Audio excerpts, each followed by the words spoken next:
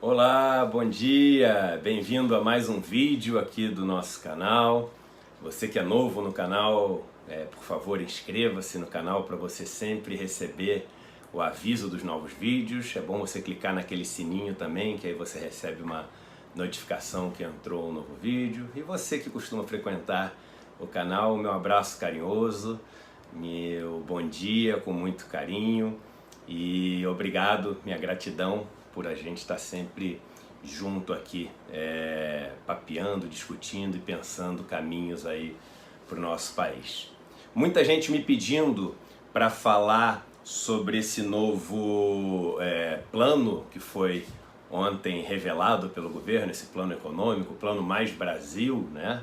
E falar o que eu achei, etc. As pessoas estão super ansiosas porque veio um monte de coisa escrita ali, várias medidas propostas, vários direcionamentos do governo, etc.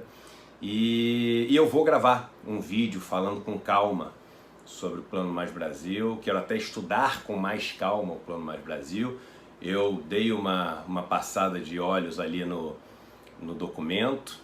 Minha primeira impressão foi muito assim, ruim, e eu vou explicar por que foi muito ruim, mas a gente vai gravar um outro vídeo sobre isso, com calma, explicando detalhadamente, porque a gente deve colocar as coisas numa ordem lógica, a gente deve entender as coisas que estão acontecendo, e é preciso, antes de falar desse Plano Mais Brasil, dar um passo para trás, de algumas semanas para trás, para falar do que foi feito antes de vir com esse Plano Mais Brasil, para as pessoas poderem se situar, né?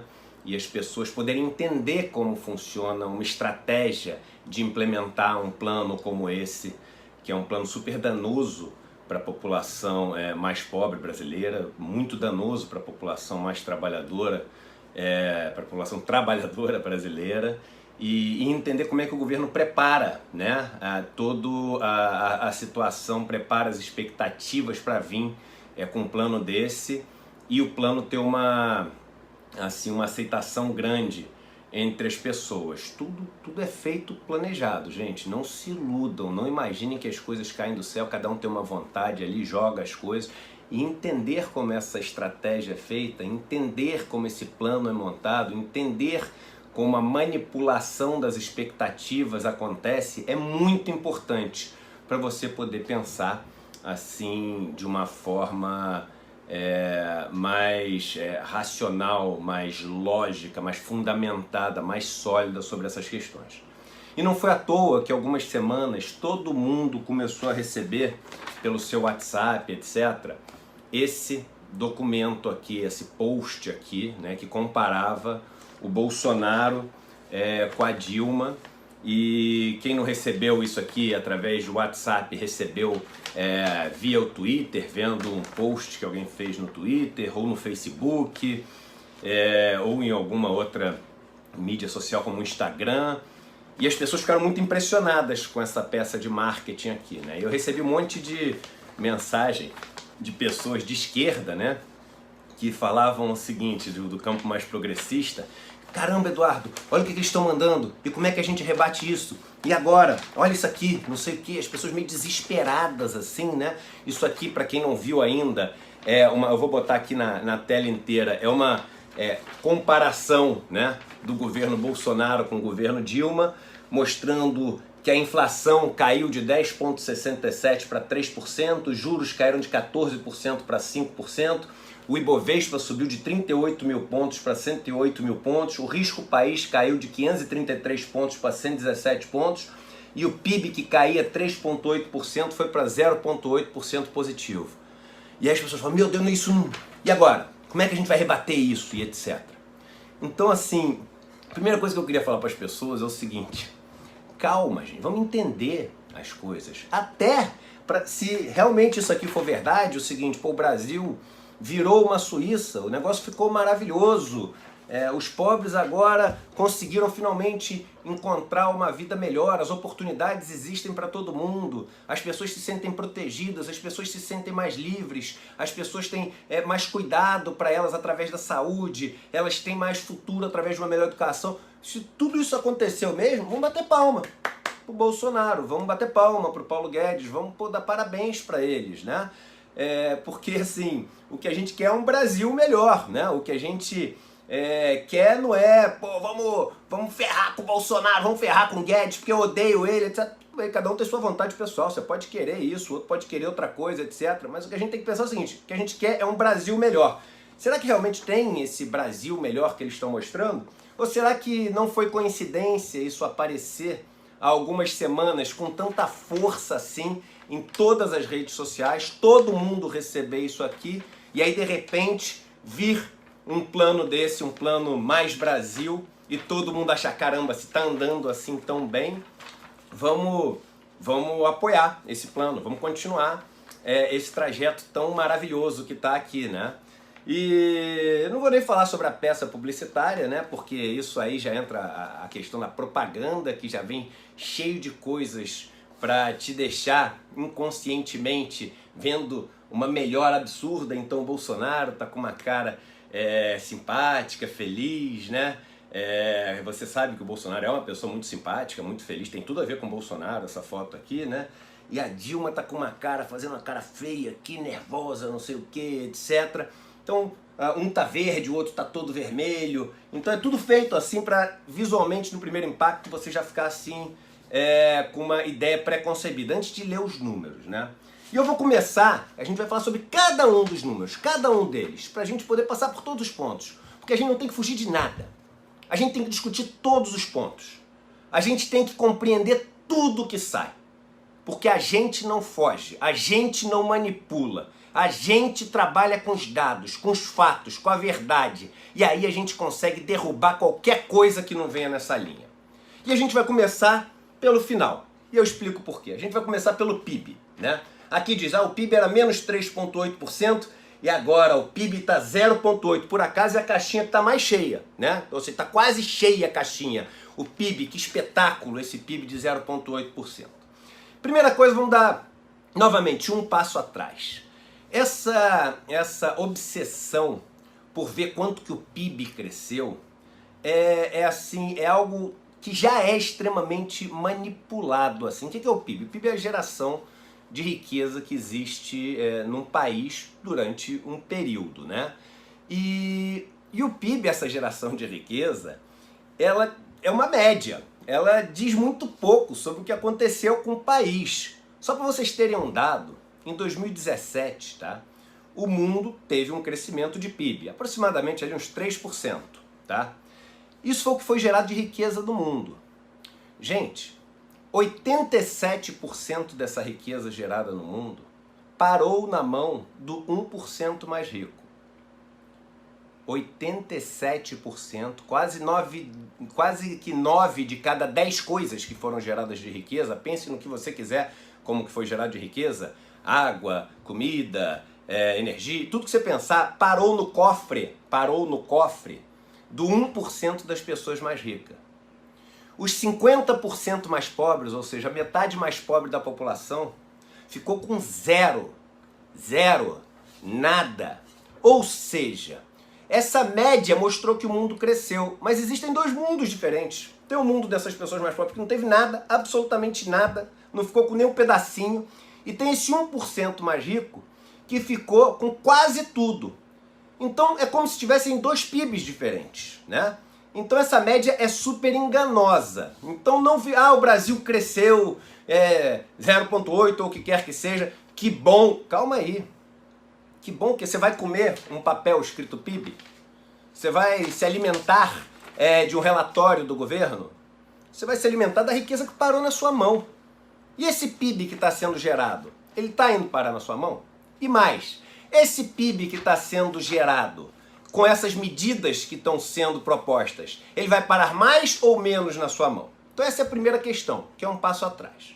Aí a gente vai agora para o número do governo, o 0,8, que ele mostra como sendo, poxa, olha só, a gente tinha caído tanto e agora está crescendo 0,8. Primeiro, isso aqui, esse PIB que mostra essa queda de 3,8, foi no pior momento onde a gente teve a crise que teve do petrolão, quando começou toda aquela história do impeachment ou golpe, como eu gosto de ver essa situação. Nunca existiu alguém tirar um presidente por causa de algo que todos os presidentes fizeram, que foi a tal da pedalada fiscal. Não tinha nada diferente disso que pesasse sobre a Dilma. Eu sempre digo o seguinte: impeachment, ele funciona da seguinte maneira: quando a economia está indo mal para o grupo mais privilegiado, eles arranjam um jeito de tirar quem está no poder. É assim que funciona o negócio nesse tipo de democracia que a gente tem, onde meia dúzia mandam no destino do país. Mas você chama do que você quiser. Você não precisa,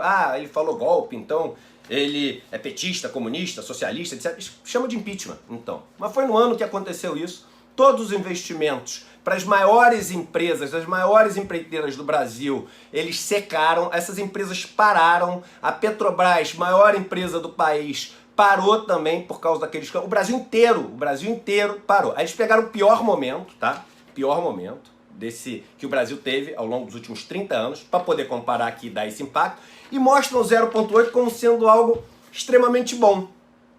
Só que vamos ver o seguinte, eu vou botar aqui na tela para vocês o relatório do FMI, não estamos falando de nenhuma instituição de esquerda, de Unicamp, que vocês acham que é de esquerda, do relatório de um desses sites que você acha que é de esquerda, a gente está falando do FMI, tá? Do FMI. Quanto que o FMI previa que o Brasil ia crescer em julho de 2018, ou seja, antes de ser escolhido o presidente da República.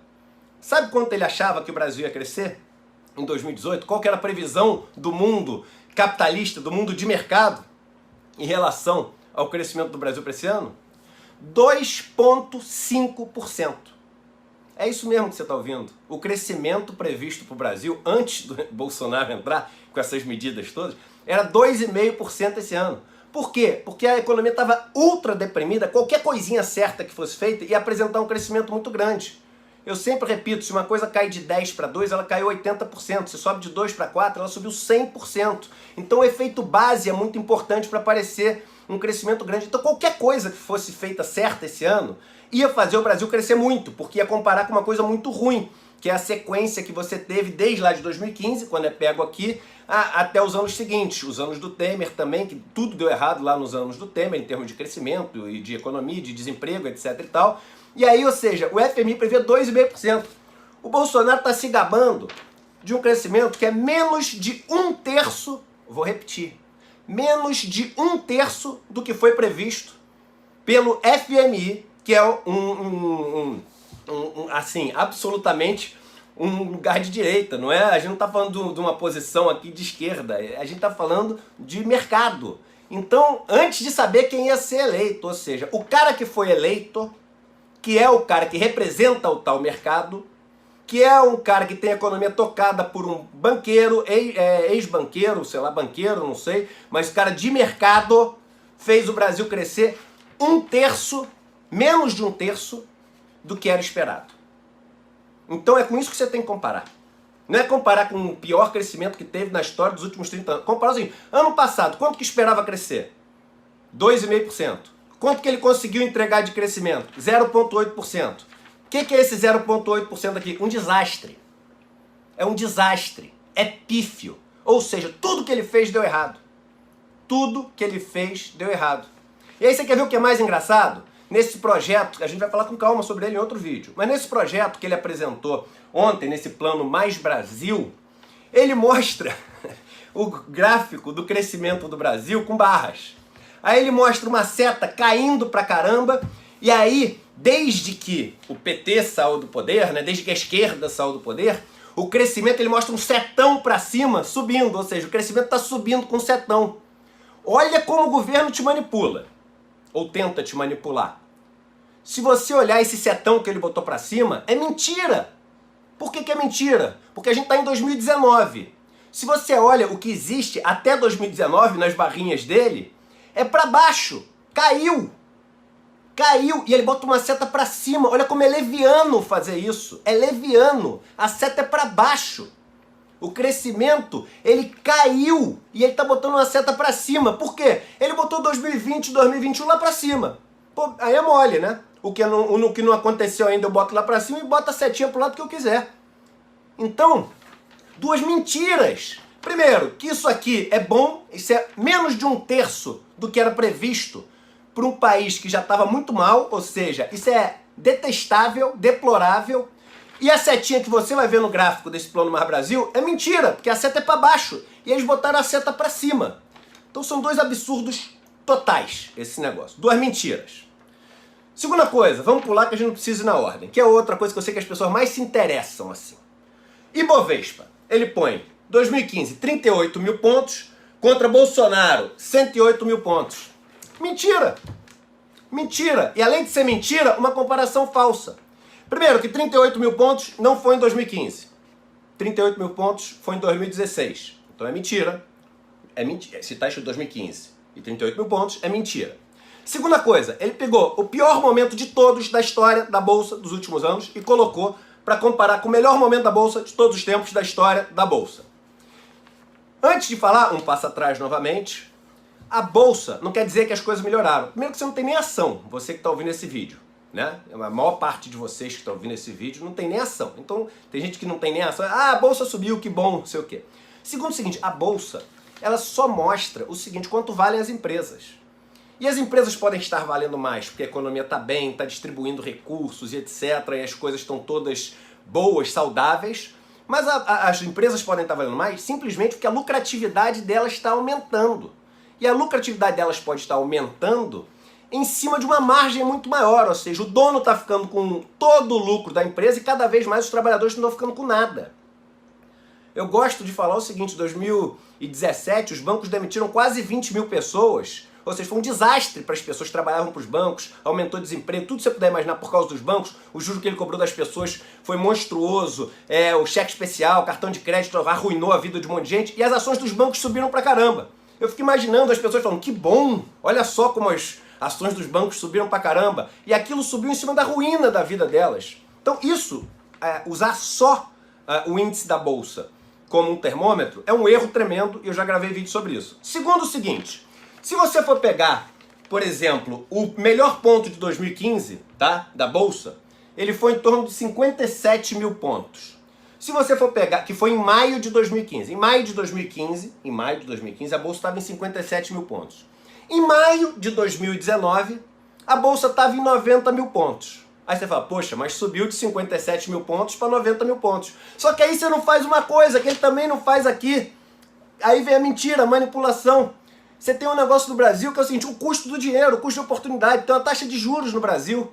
Ou seja, 57 mil pontos em 2015 não vale a mesma coisa do que 57 mil pontos em 2019. Porque 100 mil reais em 2015 não compram as mesmas coisas que 100 mil reais em 2019. Você tem que atualizar o valor do dinheiro. Todo mundo sabe isso. Você tem que corrigir o valor do dinheiro. E se você for pegar o valor de 2015, naquele momento caótico, que 2015 foi um ano caótico, da Bolsa de 57 mil pontos, e corrigir pela Selic, aqui ó, vou botar aqui no gráfico da Selic, eu fiz esse cálculo aqui, corrigir, tá lá no cálculo, essa calculadora de renda fixa, você tem vários calculadores de renda fixa que atualizam os números pelo CDI de um prazo para o outro. Sabe quanto que valeria hoje? 85 mil pontos.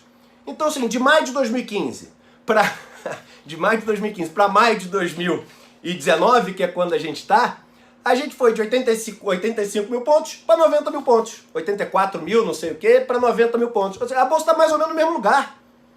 Mesmo não sendo um termômetro, a Bolsa corrigindo o valor no tempo está mais ou menos no mesmo lugar. Ou seja, balela, mentira. E o pouquinho que foi, não caiu nada para você. Que você não tem nem ação e isso é motivo, o único motivo disso é que a lucratividade das empresas aumentou em cima de salários menores para os trabalhadores, em cima de uma reforma da Previdência que faz com que para frente também a mão de obra seja cada vez mais barata, em cima de uma reforma trabalhista que vai fazer com que a mão de obra seja cada vez mais barata para frente, em cima dessa uberização do trabalho que faz com que a produtividade fique cada vez mais na mão dos donos, ou seja, só em cima de motivo ruim, e mesmo assim não subiu muito. Aí vamos lá, risco país, 533 pontos para 117 pontos. As pessoas falam, risco país, risco país. Ninguém sabe o que é risco país. Você sabe o que é risco país? Você não sabe o que é risco país. Se você é um cara que sabe um pouquinho mais, você vai repetir. É o CDS de 5 anos. Você sabe o que é CDS? Aqui na fonte vem escrito fonte CDS. Pô, o cara escreve ainda fonte CDS. Uma burrice enorme, porque não é fonte CDS. Isso aqui é a definição do risco país. O que quer dizer CDS? Credit Default Swap. O que é Credit Default Swap? Quer dizer assim, default quer dizer quando uma empresa não honra os seus vencimentos, não honra as suas dívidas. Isso é um default na linguagem do mercado financeiro. Credit Default, que é um default de crédito, ou seja, ela não honrou com o crédito dela. O que é swap? Swap quer dizer troca. Então quer dizer o seguinte, olha, eu tenho aqui uma dívida, mas eu estou com medo dela não pagar. Você troca comigo essa chance dela não pagar? Ou seja, se ela não pagar, eu posso passar para você o prejuízo? Aí o cara fala, pode. E aí eu pago um dinheirinho para ele poder me garantir essa possibilidade de, se tiver prejuízo, ele honrar esse prejuízo para mim, eu não perder dinheiro. Isso é a mesma coisa que o seguinte, um seguro. É um seguro para te garantir de se a dívida do Brasil não for paga. Por que esse seguro caiu tanto de preço agora em 2019? Porque todos os recursos que tinham para educação, para saúde, etc., depois de teto dos gastos, depois da reforma da Previdência, etc., deixaram de ir para educação, deixaram de ir para saúde, deixaram de ir para Previdência Social, vão deixar de ir agora para o funcionalismo público, vão deixar de ir para tudo isso. E aquilo que eu sempre pergunto, para onde vai? Para onde vai? Vai para pagar a dívida dessa meia dúzia de pessoas mais ricas que detêm a dívida. Como todo o dinheiro está deixando de ir para você e indo para o banqueiro que tem a dívida, o seguro da dívida cai. Novamente, isso aqui é um negócio mostrando o seguinte, não está indo mais para você, agora está indo só para o cara que tem a dívida. Ele está mais tranquilo, ele paga um seguro menor. E você está todo feliz porque o risco Brasil caiu. Você está todo feliz porque o risco Brasil caiu. A inflação caiu. Por que a inflação caiu de 2015 para cá? A inflação caiu porque a economia parou no Brasil. A gente viu aqui, não só ao longo desses anos, 2016 o PIB caiu de novo, quase 4%, 2017, 2018 cresceu ali na média 1%, ou menos de 1%, um pouquinho menos de 1%, e esse ano que era para crescer 2,5% foi um desastre de novo, aí parou. Como a economia parou, ninguém está comprando nada, ninguém tem como investir ou subir o preço das coisas, você não tem inflação, a economia está parada. Não sei se você sabe, mas meta de inflação, ela tem um teto e um piso, ou seja, abaixo desse piso, o Banco Central não quer também que exista inflação, porque significa que as coisas estão muito paradas, muito ruins, etc. Então o que acontece? Essa inflação que estava 10,67 caiu para 3%, ela o tempo inteiro está ficando abaixo do que as pessoas queriam, ou seja, a economia não está andando, não está indo para lugar nenhum.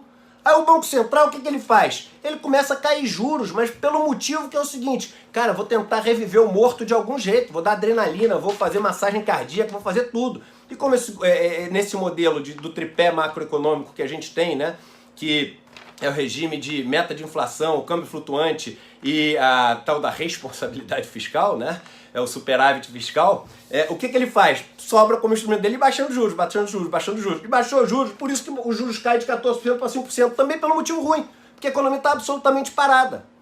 E eu sempre digo que os 14% é um absurdo, que a gente não tinha que ter 14% também. A gente sempre teve esses juros altos porque sempre teve banqueiro, sempre teve. E agora tem, antes teve, sempre teve. Dono de banco ou grande executivo de banco como presidente do Banco Central. Quase todos ao longo dos últimos 30 anos, dono de banco. Então, poxa, ficamos um tempão com uma taxa de juros muito mais alta do que precisava. Caramba! E quanto custou esse negócio? Vários trilhões. Vários trilhões, isso, de dívida. Vários trilhões. Mas trilhões saíram da onde? Dos impostos. Os impostos saíram da onde? Seu. Isso mesmo, do consumo, principalmente, porque o consumo no Brasil é quase 50% da carga tributária. Já gravamos outro vídeo sobre isso. Então, também, inflação e juros pelo motivo ruim. Então, não tenham medo de entender os números. Por quê? Se forem números que mostram que o Brasil está indo para o caminho que a gente sempre sonhou, um caminho de liberdade, de cultura, de educação, de saúde, um caminho das pessoas serem mais felizes, das pessoas serem mais parceiras, mais solidárias, mais amigas, um caminho de investimento, sim, de empreendedorismo, de tudo isso, de financiamento mais barato para as pessoas que não têm acesso ao capital, vamos bater palma, mas não é por isso. Não tenham medo disso aqui. Isso veio antes para te enganar, para te manipular, para você achar uma coisa que não é. E achando uma coisa que não é, ser a favor de um plano que é deplorável, que consolida esse modelo injusto que a gente tem no país e que vai fazer com que as coisas fiquem muito mais difíceis de consertar lá na frente. Então, antes da gente falar sobre o Plano Mais Brasil, vamos entender isso aqui que o governo mostrou, e a gente não tem medo de fazer entender. A gente não tem medo de analisar cada um desses números. A gente não tem medo de derrubar essas mentiras que tentam contar. Um abraço e até o próximo vídeo. Você tem que partir para uma privatização. Tem estatais, não tem nem que ser privatizado, tem que ser extintas. Se eu não me engano, são 148 estatais no Brasil que servem apenas de cabide de emprego. Então isso tem que ser mudado. Afinal de contas, né, o Estado tem que interferir o mínimo possível na economia.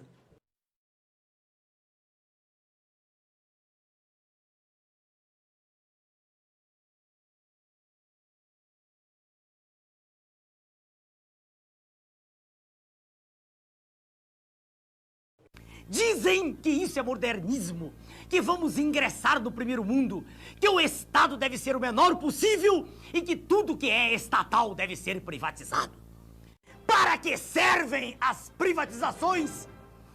Privatizações são negociatas que servem para transferir o formidável patrimônio público para uma minoria privilegiada de representantes legítimos do sistema financeiro internacional. E ainda são pagas com papéis públicos que estavam altamente desvalorizados. É um verdadeiro assalto à nação, feito às claras, e com a imprensa toda batendo palmas. Daí a propaganda gigantesca a favor do Estado mínimo. Destruído o Estado, segue-se o esfacelamento da nação, fazendo com que o povo não acredite em nada que é nacional, com que perca sua autoestima e que tenha vergonha de ser brasileiro. Com a desculpa de modernidade, de entrar no primeiro mundo, o que estão fazendo é destruir a indústria nacional. Esta é a verdade sobre o projeto neoliberal, que a imprensa podre não mostra. É hora de unir, não de desunir. Vamos nos unir todos nós, cidadãos comuns da nossa terra, que estivemos até agora observando a história. Vamos nós mesmos fazer a nossa história. Vamos unir, portanto, rua com rua, bairro com bairro, cidade com cidade, estado com estado, todos falando a mesma língua, a língua de uma grande nação, próspera e rica, que será a maior nação do mundo no século XXI. É preciso mudar toda a concepção política atual, a fim de que se possa revigorar, fortalecer, engrandecer e salvar nossa paz.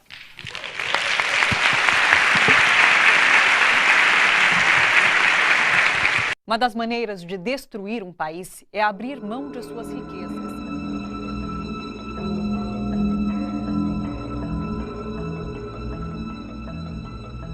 We economic hitmen really have been the ones responsible for creating this first truly global empire. And we work many different ways.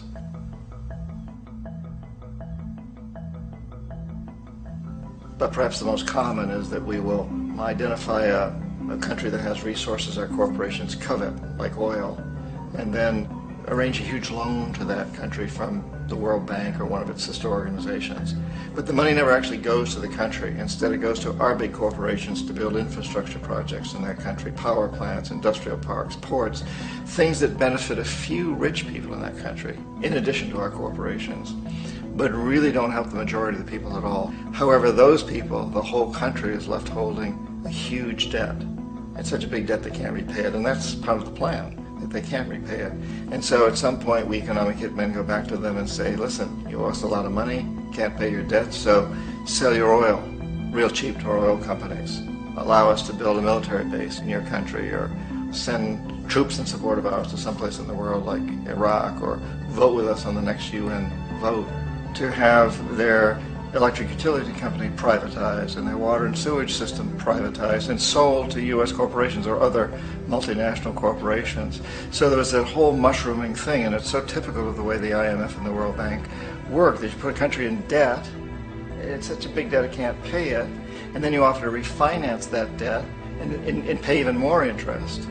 And you demand this quid pro quo, which you call a conditionality or good governance, which means basically that they've got to sell off their resources including many of their social services, their utility companies, their school systems sometimes, their penal systems, their insurance systems, to foreign corporations. So it's a double, triple, quadruple whammy. The precedent for economic hitmen really began back in the early 50s when democratically elected Mossadegh, who was elected in Iran, he was considered to be the hope for democracy in the Middle East and around the world. He was Time Magazine's Man of the Year. But one of the things that he'd run on and began to implement was the idea that foreign oil companies needed to pay the Iranian people a lot more for the oil that they were taking out of Iran. The Iranian people should benefit from their own oil. Strange policy. We didn't like that, of course. But we were afraid to do what we normally were doing, which was to send in the military. Instead, we sent in one CIA agent, Kermit Roosevelt, Teddy Roosevelt's relative. And Kermit went in with a few $1 million and was very, very effective and efficient. And in a short amount of time, he managed to get Mossadegh overthrown and brought in the Shah of Iran to replace him, who always was favorable to oil. And it was extremely effective. Bombs overflow Tehran. Army officers shout that Mossadegh has surrendered and his regime as virtual dictator of Iran is ended. Pictures of the Shah are paraded through the streets as sentiment reverses. The Shah is welcomed home. So back here in the United States, in Washington, people looked around and said, wow, that was easy and cheap. So this established a whole new way of manipulating countries, of creating empire. The only problem with Roosevelt was that he was a card-carrying CIA agent, and had he been caught, the ramifications could have been pretty serious. So very quickly at that point, the decision was made to use private consultants to channel the money through the World Bank or the IMF or one of the other such agencies, to bring in people like me who worked for private companies, so that if we got caught, there would be no governmental ramifications.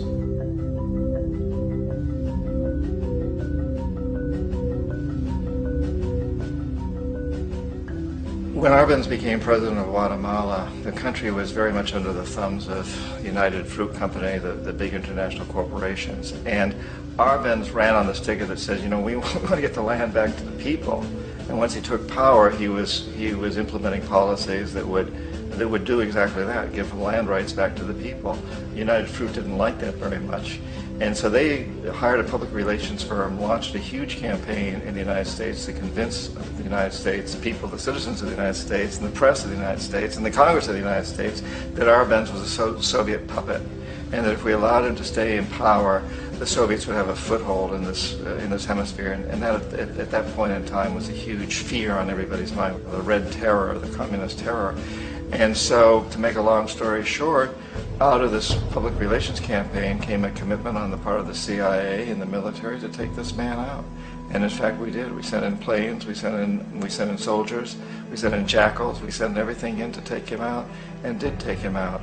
And as soon as he was removed from office, the new guy that took over after him basically reinstated everything to the big international corporations, including United Fruit.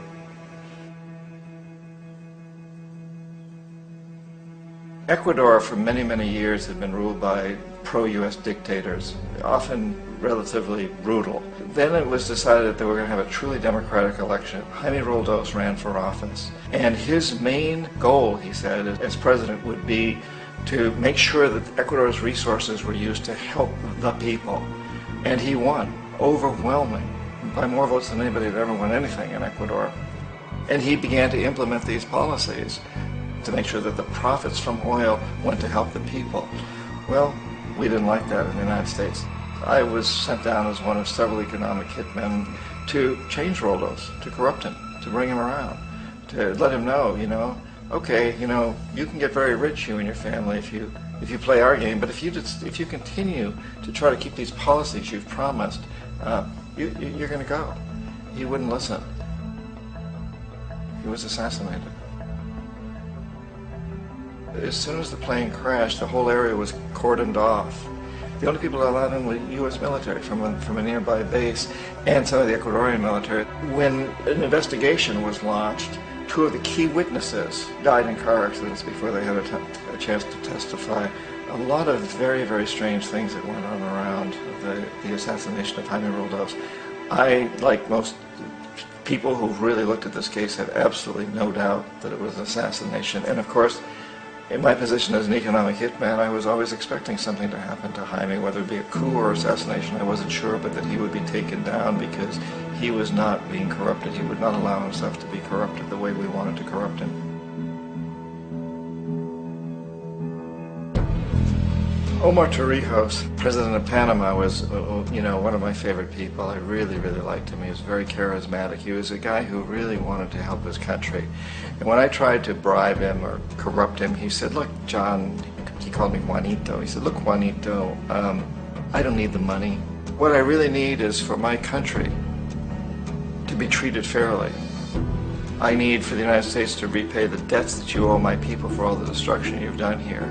I need to be in a position where I can help other Latin American countries win their independence and be free of this terrible presence from the north that you people are exploiting us so badly.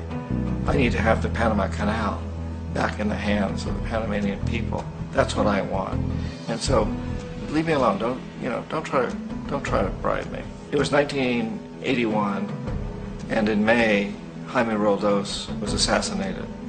And Omar was very aware of this. Torrijos got his family together and he said, I'm probably next, but it's okay because I've done what I came here to do. I've renegotiated the canal. The canal will now be in our hands. He just finished negotiating the treaty with Jimmy Carter.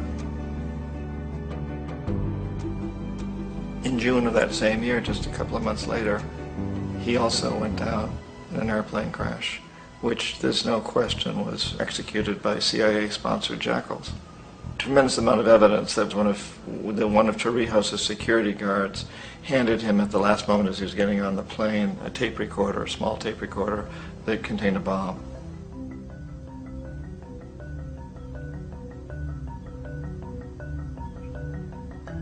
It is interesting to me how this system has continued pretty much the same way for years and years and years, except the economic hitmen have got better and better and better. Then we come up with, very recently, what happened in Venezuela. In 1998, Hugo Chavez gets elected president, following a long line of presidents who had been very corrupt and basically destroyed the economy of the country. And Chavez was elected amidst all that. Chavez stood up to the United States, and he's done it primarily demanding that Venezuelan oil be used to help the Venezuelan people. Well, we didn't like that in the United States. So in 2002, a coup was staged, which there's no question in my mind, and most other people's minds, that the CIA was behind that coup.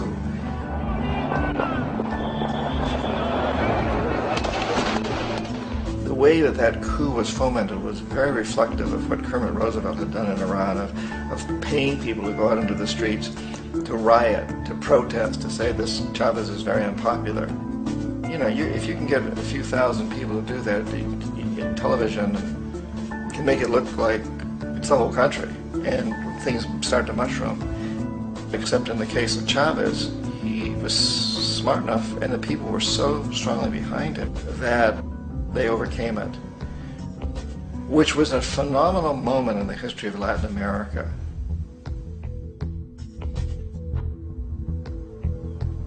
Iraq actually is a perfect example of the way the whole system works. So we economic hitmen are the first line of defense. We go in, we try to corrupt governments and get them to accept these huge loans, which we then use as leverage to basically own them. If we fail, as I failed in Panama with Omar Torrijos and in Ecuador with Jaime Roldos, men who refuse to be corrupted, then the second line of defense is we send in the jackals. And the jackals either overthrow governments or they assassinate. And once that happens and a new government comes in, boy, it's going to toe the line because the new president knows what will happen if he doesn't. In the case of Iraq, both of those things failed. Economic hitmen were not able to get through to Saddam Hussein. We tried very hard. We tried to get him to accept a deal very similar to what the House of Saud had accepted in Saudi Arabia, but he wouldn't accept it. And so the jackals went in to take him out. They couldn't do it. His security was very good. After all, he had one time worked for the CIA. He'd been hired to assassinate a former president of Iraq and failed, but he knew the system. So in 91 we send in the troops and we take out the Iraqi military. So we assume at that point that Saddam Hussein is going to come around. We could have taken him out, of course, at that time, but we didn't want him. He's the kind of strong man we like. He controls his people. We thought he could control the Kurds and keep the Iranians in their border and keep pumping oil for us. And that once we took out his military, now he's going to come around. So the economic hitmen go back in the 90s without success. If they'd had success, he'd still be running the country. We'd be selling him all the fighter jets he wants and everything else he wants. But they couldn't. They didn't have success. The Jackals couldn't take him out again. So we sent the military in once again, and this time we did the complete job and took him out, and in the process created for ourselves some very, very lucrative construction deals. We had to reconstruct a country that we'd essentially destroyed, which is a pretty good deal if you own construction companies, big ones. So, you know, Iraq shows the three stages. The economic hitmen failed there, the Jackals failed there, and as a final measure, the military goes in. And in that way, we've really created an empire, but we've done it very, very subtly. It's clandestine. All the empires of the past were built on the military, and everybody knew they were building them. So the British knew they were building them, the French, the Germans, the Romans, the Greeks, and they were proud of it. And they always had some excuse, like spreading civilization, spreading some religion, something like that. But they knew they were doing it. We don't.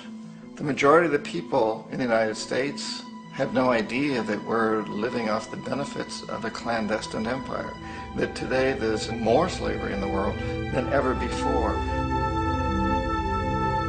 And then you have to ask yourself, well, if it's an empire, then who's the emperor?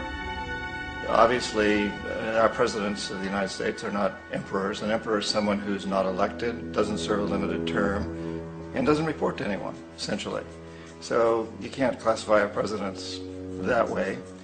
But we do have what I consider to be the equivalent of the emperor, and it's what I call the corporatocracy. The corporatocracy is this group of individuals who run our biggest corporations, and they really act as the emperor of this empire. They control our media, either through direct ownership or advertising. They control most of our politicians because they finance their campaigns, either through their corporations or through personal contributions that come out of the corporations. They're not elected, they don't serve a limited term, they don't report to anybody. And at the very top of the corporatocracy, you really can't tell whether a person's working for a private corporation or the government because they're always moving back and forth. So, you know, you've got a guy who one moment is the president of a big construction company like Halliburton, and the next moment he's vice president of the United States, or the president who is in the oil business. And this is true whether you've got Democrats or Republicans in the office. You have to moving back and forth through the revolving door. And in a way, our government is invisible a lot of the time, and its policies are carried out by our corporations on one level or another. And then again, the policies of the government are basically forged by the corporatocracy and then presented to the government. They become government policy. So it's an incredibly cozy relationship. This isn't a conspiracy theory type of thing. These people don't have to get together and plot to do things. They all basically work under one primary assumption, and that is that they must maximize profits regardless of the social and environmental costs.